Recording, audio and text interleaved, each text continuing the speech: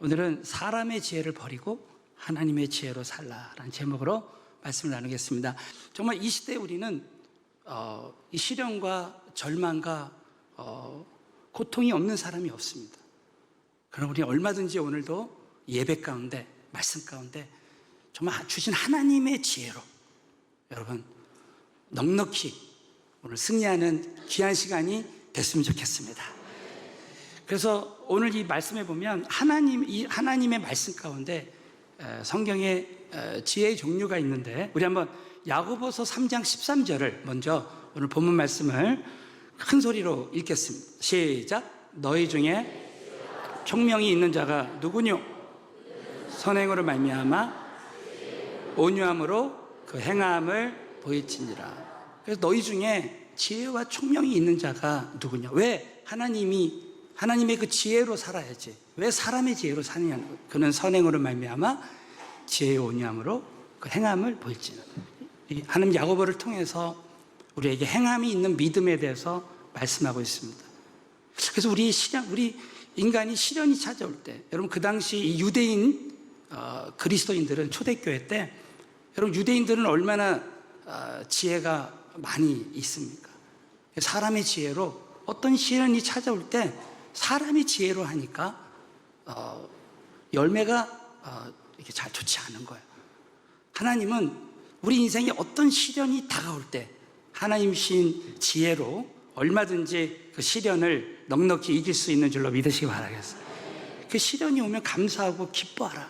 인간의 지혜를 버리고 하나님이 주신 지혜로 살아요. 왜 인간의 지혜를 버려야 되느냐? 자, 오늘 첫째로 사람의 지혜. 이 지혜는 두 종류가 있는데 사람의 지혜가 있고 하나님의 지혜가 있습니다. 자, 우리 먼저 고린도전서 3장 20절 큰 소리로 읽겠습니다. 시작. 또 주께서 생각을 헛것으로 아신다. 자, 지혜 있는 자의 생각, 이것은 사람의 지혜예요. 사람의 지혜는 결국 다 헛것이 된다는 거예요. 네? 사람의 지혜를 버려야 되면 다 헛것이 되기 때문에. 또 전도서 1장 18절을 보면 지혜가 많으면 번뇌도 많다. 여러분 우리 그런 경험 없습니까? 하나님의 말씀을 보지 않고 예배드리지 않고 기도하지 않을 때 어떤 문제가 찾아올 때 막 내 생각, 내 지혜로 그걸 해결해 보려고 하지만 결국 번뇌가 많은 거예요. 그럼 내 마음에 하나님이 주시는 기쁨과 평안이 없을 때는 내가 지금 사람의 지혜로 이걸 해결하고 하고 있구나 라고 생각하면 된다는 거예요. 그래서 이 사람의 지혜를 버려야 되는 이유는 다 그것이 헛것이고 오히려 우리 가운데 번뇌를 준다는 거예요. 그런데 우리 하나님의 사람들은 하나님의 지혜로 살아야 되는 이유가 있습니다. 자, 골로새서 2장 3절 다 같이 한번 믿음으로 선포하겠습니다. 시작. 그 안에는 지혜와 지식의 모든 보화가 감추어 있느니라. 할렐루야. 그 안에는 예수 그리스도 안에는 지혜와 지식의 모든 보화가 감추어. 여러분 오늘 하나님 말씀 가운데서 우리는 하나님의 지혜를 구해야 될 줄로 믿습니다. 솔로몬은 내가 너에게 무엇을 줄까 할 때 하나님의 지혜를 구했습니다. 백성들을 재판할 때 하나님의 그 음성을 듣는 마음, 이 지혜라는 단어는 히브리어에 듣는 마음이에요. 우리가 어떤 문제가 생길 때, 어떤 시련과 고통이 찾아올 때 그 문제를 해결하는 하나님의 음성을 듣는 마음을 구하는 거예요. 그럴 때 하나님 기뻐하시고 솔로몬이 구하지 않았던 부귀와 장수까지도 다 주셨다고 했잖아요. 언제 여러분 솔로몬이 무너졌습니까? 위기 중의 위기는 솔로몬에게 이 듣는 마음이 사라진 거예요. 이방 여인들과 수도 없이 결혼해가지고 결국 여러분 솔로몬이 그 이방 여인들과 결혼함으로 말미암아 그들이 하나님의 음성을 듣지 못하게 했다라는 말씀이 성경에 있는 거예요. 여러분 위기 중의 위기는 우리 인생에 어떤 어려움이 찾아올 때 하나님의 음성을 듣고 있지 못할 때가 가장 큰 위기입니다. 사람의 지혜의 열매와 하나님의 지혜의 열매가 무엇인지를 잘 분별해서 왜 사람의 지혜를 버리고 하나님의 지혜로 살아야 되는지 여러분 다시 한번 영적으로 깊이 깨닫는 귀한 시간이 되시기를 바라겠습니다. 자, 오늘 첫 번째로 하나님의 지혜의 열매는 바로 독한 시기와 다툼이에요. 이 초대교회 교인들 간에 또 교인과 지도자들 간에 이 독한 시기와 다툼이 있었습니다. 그래서 이 빌립보서에도 보면 그 당시 그 직분자들끼리 어려움이 있고 성도들 간에 어려움이 있을 때 하나님 빌립보서 2장에 보면 너희가 남을 나보다 낫게 여기고, 잘못하면 남을 나보다 낫게 여기고, 다른 사람을 돌아보고 예수님의 마음으로 하나님께 복종하고 사람들을 긍휼히 여기는 마음을 갖자. 그래서 여러분 서신서에 보면요, 이런 내용들이 계속 나오는 거예요. 오늘도 이 야고보서 3장 14절에 보면 그러나 너희 마음속에, 여러분 예레미야 17장에 보면 우리 본래 우리 마음이 원죄로 말미암아 부패됐다 그랬잖아요. 그리고 우리 마음에 이 시기와 다툼, 독한 시기와 다툼이 있으면 자랑하지 말라는 거예요. 진리를 거스려 거짓하지 말라. 이것은 다 하나님께 위로부터 나온 것이 아니라는 거예요. 자, 그 말씀이요, 이것은 세상적, 정욕적, 마귀적이다. 자, 우리 야고보서 3장 15절을 자, 큰 소리로 한번 읽겠습니다. 시작. 이러한 위로부터 내려온 것이 아니요 세상적이요 정욕적이요 마귀적이니 시기와 다툼이 있는 곳에는 요란과 악한 일이 있으면 이 모든 일들은 우리 가정과 교회에서 떠나갔으면 좋겠습니다. 그 15절 상반부를 다시 보시면 이러한 지혜는 위로부터 내려온 것이 아니라는 거예요. 내가 만약에 내 마음에 시기와 다툼이 있다고 하면 야, 그것은 위로부터 내려온 것이 아니구나. 여러분 성경에 보면 이 사울 왕의 마음에 시기와 다툼이 있었습니다. 놀랍게도 사무엘상 18장에 보면은 그 사울의 시기는 하나님 부르신 악신을 통해서 그것이 이 사단의 역사가 나타나는 거예요. 여러분 다윗이, 여러분 잘 아시는 대로 골리앗이 다윗 앞에 있었습니다. 근데 다윗은 골리앗이 앞에 있었지만 여러분 잘 아시는 대로 절대로 두려워하지 않았습니다. 왜? 골리앗보다 크신 하나님이 다윗과 함께 있었기 때문에 그래요. 여러분 우린 믿음으로 훈련해야 됩니다. 오늘도 찬양 드렸지만 초대교회에 그런 시련과 환난과 핍박이 찾아와도 성령의 권능이 임하니까 성령께서 담대함을 주시는 거예요. 왜 성령이 담대함을 주십니까? 이 세상에 어떤 문제도보다 크신 성령 하나님이 함께 하시니까 어떤 문제도 이길 수 있는 담대함과 능력을 주실 줄로 믿으시기 바랍니다. 그러므로 여러분 꼭 잊지 말아야 될 것은 다윗이 골리앗이 앞에 있을 때 이 골리앗보다 크신 하나님이, 자 따라 골리앗보다 크신 하나님이 지금 내 안에 성령으로 함께 하신다. 할렐루야. 이 믿음의 훈련을 계속해야 되는 거예요. 다윗이 골리앗을 이길 때 이스라엘 백성들이 야, 사울이 죽인 자는 천천이고 다윗이 죽인 자는 만만이다. 10배 이상 하나님 다윗을 통해서 역사한다고 하니까 그때부터 사울의 마음에 시기가 오는 거예요. 그것이 다툼으로 발전합니다. 야, 저 다윗이 이제 왕권을 뺏을 것이다. 그래서 이 사람에게 초점을 두는 거예요. 다윗에게 초점을 둬서 다윗을 죽이려고 하는 거예요. 그러면 여러분 이것은 사람의 지혜예요. 반드시 무너지게 됩니다. 사울은 다윗에게 초점을 두고 하나님에게 초점을 두지 않았기 때문에 결국 최후의 패배자가 되었습니다.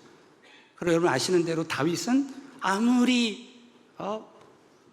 사울왕이 자기를 죽이려고 해도 야, 사울왕을 기름 부으신 하나님을 두려워하면서 경외하면서 끝까지 사울왕을 해치지 않냐고. 그 옷자락 하나 벤 것만 해도 마음에 두려워합니다. 이 하나님을 두려워하고 경외하는 마음, 절대로 다윗은 그 사람을 그 사울왕을 해치지 아니하고 끝까지 하나님 한 분만 바라볼 때 최후의 승리자가 된 줄로 믿으시기 바라겠어요. 하나님의 지혜로 하는 사람은 마침내 이기는 거예요. 근데 여러분 그 사울 왕과 그 아들 요나단의 차이가 있는 거예요. 요나단은 사울 왕의 왕자로 태어났습니다. 어찌 보면 하나님이 쓰시는 다윗을 시기할 수 있었어요. 근데 놀랍게도 하나님께서 다윗 편에 있다는 것을 알고 요나단은 하나님 편에 서게 됩니다. 이 세상의 욕심을 버리고 다윗을 시기하지 아니하고 그 시기와 다툼을 버리고 요나단은 끝까지 다윗을 사랑하고 순수하게 끝까지 하나님 편에 섭니다. 여러분 잘 아시는 대로 다윗이 죽어도 이 요나단이 죽어도 그 요나단의 그 아들 그 요나단의 아들 무비보셋이 어떻게 됩니까? 다윗의 상에서 밥을 먹는 왕자의 대접을 받는 거예요. 여러분, 우리 때 진짜 하나님이 주신 순수한 마음으로 끝까지 하나님의 말씀에 순종하며 나아갈 때 마침내 우리 자손들까지 복을 받는 은혜가 임할 줄로 믿으시기 바랍니다. 할렐루야. 그래서 우리는 때로는 우리가 주의 일을 하다가 신앙생활 하면서 어떤 사람이 하나님께 크게 쓰임 받아요. 그리고 그때 그 사람이 하나님이 쓰시는 것을 기뻐해야 됩니다. 자, 따라서 한번 해볼까요? 다른 사람이 하나님께 쓰임 받는 것을 진심으로 기뻐해야 한다. 다른 교회가 하나님께 쓰임 받는 것을 진심으로 축복해야 한다. 할렐루야. 가면 갈수록 주님과의 관계가 깊어질수록 그런 은혜를 주시게 되는 것입니다. 두 번째는 하나님의 지혜의 열매는 무엇인가? 자, 저는 이 야고보서 3장 17절을 보면서 그래, 어떤 어려움이 찾아올 때마다 이 말씀대로 하면 되는 것입니다. 여러분, 오늘 3장 17절을 꼭 적용했으면 좋겠습니다. 우리 다 같이 한번 읽겠습니다. 시작. 오직 위로부터 난 지혜는 첫째 성결하고, 다음에 화평하고 관용하고 양순하며 긍휼과 선한 열매가 가득하고 편벽과 거짓이 없나요? 오직 위로부터 난 지혜는 이거 두 가지로 볼 수 있어요. 첫째는 하나님에 대한 덕목, 그것은 성결이라는 거, 하나님과의 관계. 다음에 화평, 이것은 사람과의 덕목입니다. 그래서 먼저 우리가 하나님과의 관계에서 나의 삶 가운데 왜 이런 시련과 고통이 찾아왔는가? 그것은 내가 죄가 없이도 다윗처럼 받는 고난도 있지만 대부분은 하나님과의 관계 속에서 내가 영혼이 잘된 것 같이 범사가 잘 돼야 되는데 범사가 잘 안 되면 하나님과의 관계를 한번 돌아보라는 거예요. 어떤 성도님이, 남자분이 이제 어떤 회사하고 계약을 해야 되는데 지방에 가서 이 자신이 늘 막 핸드폰으로, 우린 늘 그러잖아요. 인터넷에 중독돼 있잖아요. 많은 분들이 핸드폰에 중독돼 있어, 유튜브에 중독돼 있고 막 드라마, 그 음란물 거기에 다 붙여 있어. 자신이 그 전날에 어느 지방에 어느 숙소에 가서 또 그냥 자신이 보고 싶은 거 다 봤대요. 근데 그 다음날 계약이 갑자기 분명히 돼야 되는데 안 되더라는 거예요. 이게 왜 안 되지? 그것도 한 번 더, 에이 그럴 수도 있지 하고 했는데 자신이 그걸 끊지 못하니까 또 그런 일이 또 일어나. 그때부터 하나님을 두려워하는 마음이 생겨요. 여러분, 우리 보통 그러잖아요. 벼랑 끝까지 가보는 거야. 그냥 죄 지을 때까지 지어보는 거야. 그러다가 하나님의 개입하심, 그런 고난을 당할 때, 야, 이러면 안 되는 거구나. 응? 이러면 안 되는 거구나. 그래서 이분이요, 이제 회개하기 시작하는 거예요. 그래서 여호수아서 3장 5절에 보면 어떤 말씀이에요? 한번 따라서 스스로 성결케 하라. 내일 기사와 이적을 보이리라. 여러분, 하나님의 기적이 이루어지는 선제 조건으로 스스로 성결케 하라는 거예요. 그래서 이분이 좀 하나님 앞에 회개하기 시작하는 거예요. 그래서 이 회개라는 말은 헬라어로 메타노이아라고 했죠. 이 노이아는 마음이고 메타는 바꾸다는 거예요. 그래서 내가 지금까지 지은 죄를, 말로 지은 죄, 행위로 지은 죄를 내가 돌이키는 거예요. 회개라는 것은 그냥 후회하고 그렇게 하고 마는 것이 아니라 돌이키는 거예요. 내가 다시는 이 동일한 이 죄를 짓지 않겠습니다 하고 결단하고 그냥 인터넷에서 자기가 보던 것을 다 지워버리고 깨끗하게 내가 하나님 성결케 하겠습니다. 그렇게 할 때 기적이라는. 그래서 여러분, 탕자가 아버지를 떠났잖아요. 그 탕자는 다 잃어버립니다. 재정도 잃어버리고 자신감도 잃어버리고 다 잃어버리는데 어떻게 해요? 내가 아버지께 죄를 지었나이다 하면서 돌이키고 아버지께 돌아올 때 모든 것을 회복하는 은혜가 임한 줄로 믿으시기 바라겠어요. 회개하고 성결케 하고 돌이키면 하나님이 회복의 은혜를 베풀어 주시는구나. 여러분, 우리 인생에 고난이 찾아올 때요, 나와 하나님과의 관계를 한번 돌아보는 거예요. 그리고 여러분, 진짜 성결케 하고 돌이키잖아요. 그럼 하나님이 성령께서요, 나를 다시 쓰시게 될 줄로 믿으시기 바라겠어요. 두 번째는 사랑과의 관계예요. 첫째가 화평이고 관용하고 양순하고 긍휼하고 선한 열매로 가득한. 우리가 하나님의 지혜 중에 지혜는 화평하는 쪽으로, 우리 부모님과 어려움이 있으면 화평하는 쪽으로, 가족끼리 어려움이 있으면 화평하는 쪽으로, 교회와 교회 간의 어려움이 화평하는 쪽으로, 교인들끼리도 화평하는 쪽으로, 원망 들을 만한 일이 있으면 가서 화해하고 예배를 드리고. 여러분, 인간관계에 어려움이 없는 사람이 없습니다. 화평하는 쪽으로 하면 그것이 하나님의 지혜인 줄로 믿습니다. 또 관용하는 쪽으로. 네? 저는 관용하면요, 다윗이 시글락에서 전쟁에 돌아오니까 자신의 아내와 자녀들, 그 부하들의 아내와 자녀들이 아말렉 군대가 다 납치해 가버린 거예요. 그랬더니 이런 어려움이 생기니까 다윗의 부하들이, 그렇게 충성했던 부하들이 다윗을 향해서 돌을 드는 거예요. 돌로 쳐서 죽이려고 하는 거예요. 얼마나 다윗이 다급했겠습니까? 이 모든 것이 다윗의 탓이다.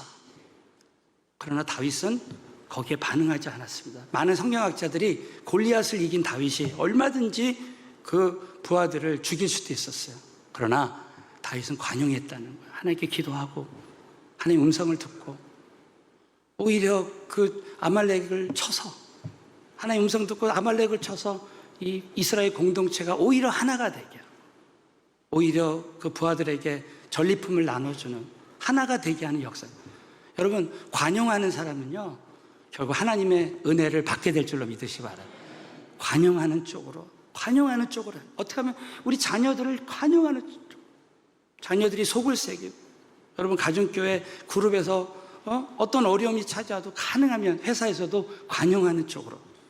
세 번째, 양순, 순종하는 쪽으로. 순종하는 쪽으로 하는 거예요. 네? 또 긍휼. 저는 긍휼하면 생각나는 게 뭐냐면, 여러분, 우리는 정말 억만 제약을 지었는데 하나님의 긍휼로 정말 값없이 2000년 전에 예수의 피로 우린 다 구원받은 줄로 믿습니다.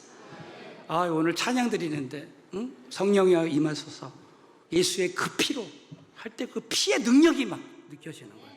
여러분, 예수의 피로 우리는 역전의 하나님의 기적을 경험한 줄로 믿으시고요. 긍휼의 지우개, 하나님이 나를 긍휼의 지우개로 다 지워줘서 여기까지 왔는데, 이 많은 죄를 다 지우신, 나도 긍휼의 지우개로 다른 사람이 나에게 잘못한 것을 다 지워야 되겠다. 자, 우리 한번 옆 사람에게 긍휼의 지우개를 사용합시다. 아멘. 긍휼의, 그게 하나님의 지혜라는 거예요. 하나님의 지혜. 선한 열매가. 마지막으로 화평케 하는 자의 열매. 자, 화평, 관용, 양순, 긍휼, 그 대표로 하나님이 화평을 말씀하시면서, 자, 야고보서 3장 18절 읽고 마치겠습니다. 시작. 화평케 하는 자들은 화평으로 심어 의의 열매를 거둬. 믿으시면 아멘. 화평케 하는, 이 말은 다른 말로 하면 하나님의 지혜로 사는 사람들은 반드시 의의 열매를 거둔다. 화평뿐만이 아니라는 거예요. 의의, 믿음의 열매가 나타난다는 거죠. 저는 이 말씀을 이제 비행기 타고 가면서, 선교지 가면서 이 말씀 묵상하는데 어떤 일이 생각이 났냐면, 제가 16년 전에 이제 서울은행교회 왔을 때 하나님께서 우리 사랑하는 우리 고 김광신 원로 목사님께서 제가 이제 한국에 왔을 때 저에게 두 가지를 말씀하시더라고요. 우리 교회는 앞으로 선교의 모델 교회로 이제 한국에 선교 세미나를 하고 우리 교회를 통해서 정말 선교의 모델 교회가 됐으면 좋겠다. 두 번째는 우리 교회에서 하는 사역, G12 사역을 통해서 우리가 은혜의 만남, 은혜와 자유, 사랑의 불꽃 같은 사역들을 전 세계에 알리고 한국 교회의 모델이 되는 교회가 됐으면 좋겠다. 그러셨어요. 그래, 정말 이 일을 나는 한번 생명 걸고 해봐야 되겠다. 그래서 그냥 그대로 우리 은혜의 만남, 은혜와 자유, 이 사랑의 불꽃을 계속 발전하는 거죠. 그리고 G12가 한 나라를 맡아서 세계 선교하는 교회. 그래서 영적인 가나안 정복 전쟁으로, 자, 한번 따라서 하면 영적인 가나안 정복 전쟁으로 주님의 지상 명령을 이루는 교회가 되자. 그래서 여호수아 시대 때 하나님께서 12지파를 통해서 한 지역을 맡아서 그 지파가 그 지역을 정복할 때 전체 가나안 정복 전쟁이 되듯이 우리 교회는 12그룹이 한 나라를 맡아서 12지파가 그 사역을 감당하는 거예요. 거기서 전도하고, 우리 교회 주변에 이 지역을 12로 나눠서 그 지역을 전도하고 제자 삼고 선교하는 그 일을 꾸준히 끝까지 순수하게 이 일을 감당하는 거예요. 그렇게 하려고 하니까 화평, 하나 되지 않으면 안 되는 거예요. 그래서 교회 와서 새벽에 기도하는데 교회를 하나 되게 해서 하나됨의 그런 하나님의 일을 이루라는 정말 강력한 말씀을 저에게 주셨어요.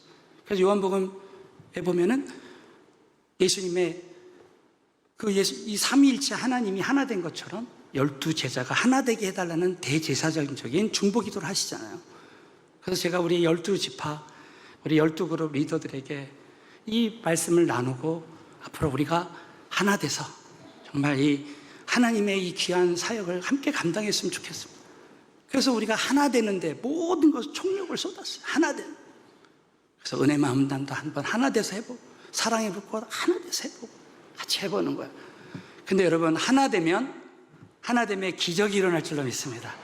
가면 갈수록 하나님이 역사하시는 거예요. 우리 하남 성전에 와서도 우리 세 가족들이 다 같이 안에서 안디옥 교회가 하나 될 때 바울과 바나바를 선교사로 파송하고 영적인 그 선교의 부흥을 이뤘잖아요.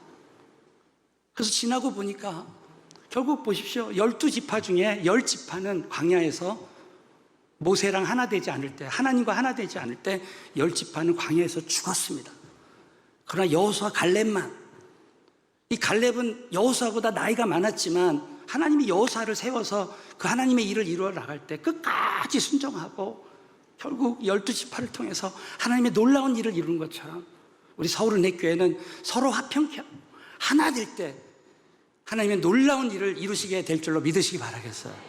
저는 지금 제 교회 이 설교가요, CBS하고 C채널에 설교 방송이 나갑니다. 제가 C채널과 CBS 또 CTS 같은 방송국에 이제 설교를 부탁해서 가보면 그 방송 관계자들이, 거기 있는 목사님들, 담당자들이 그런 말을 해요. 야, 서울은혜교회는, 일반적인 교회는 담임 목사님이 그 지역에 가서 목회자 세미나하고 그렇게 선교하는데 우리 교회 같은 교회는 정말 온 교회가 선교 공동체가 돼서 막 그룹마다 30-40명씩 나가서 이 선교하는 교회는 아마 우리나라에 전무후무할 것이다 하면서 어느 순간부터 이 목사님들이, 또 저를 보는 목사님들이 우리 앞으로 서울은혜교회가 좀 선교 세미나를 해줬으면 좋겠다. 우리 교회에서 하는 은혜 만남, 사랑의 불꽃, 은혜와 자유, 이런 세미나들을 좀 해줬으면 좋겠다는 일들이 이렇게 나오고 있습니다. 아, 그렇구나. 정말 하나님이 하라고. 여러분, 우리가 신앙생활할 때 때로는 하나님의 음성이 말씀으로 들릴 때가 있어요. 교회를 하나 되게 하라. 그 말씀을 우리가 정말 순종하고 나갈 때 마침내 열매로 하나님이 영광을 받으실 줄로 믿으시기 바라겠어요. 그러므로 사랑하는 성도님, 우리 인생에 시련과 역경과 고통이 없는 사람이 없습니다. 그랬을 때 이 사람의 지혜를 다 버리고 하나님의 말씀 속에서 예배 가운데 기도하다가 여러분 하나님의 그 지혜를 얻어서 그 지혜로 승리의 삶을 살게 되시길 주님의 이름으로 축원합니다.